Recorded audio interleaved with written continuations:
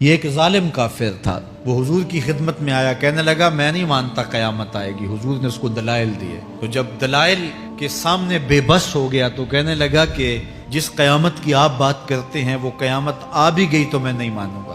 اور ذرا دیکھیے وہ کیا بول رہا ہے، بل یرید الانسان لیفجر امامہ، وہ کہتا ہے اچھا اگر قیامت قائم ہوئی تو یہ گناہ، یہ جرم، یہ بدی، یہ بدکاریاں رب کے سامنے کروں گا۔ مذاق اڑاتا ہے، تمسخر اڑاتا ہے آخرت کا، کہتا ہے جو بدیوں کا کاروبار میں نے گرم کیا ہے، جو بدکاریاں میری زندگی کا معمول ہیں، اگر قیامت قائم بھی ہو گئی تو میں یہ سارے جرم رب کے سامنے کروں گا۔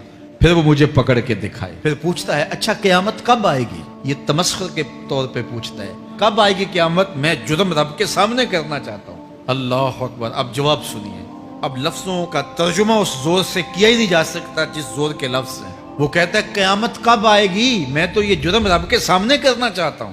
آواز آئی فَإِذَا بَرِقَ الْبَصَرُ وَخَسَفَ الْقَمَرُ وَجُمِعَ الشَّمْسُ وَالْقَمَرُ، جب قیامت آئے گی تو آنکھیں چندھیا جائیں گے، چاند بے نور ہو جائے گا، سورج اور چاند اکٹھے ہو جائیں گے۔ یقول الانسان یومئذ این المفر، آج جو کہتا ہے کہاں ہے قیامت، اس دن بھاگتا پھرے گا، کوئی پناہ گاہ ہو بتاؤ، کوئی ہے ٹھکانہ چھپنے کا؟ کلا لا وزر، آواز آئے گی کوئی ٹھکانہ نہیں ہے۔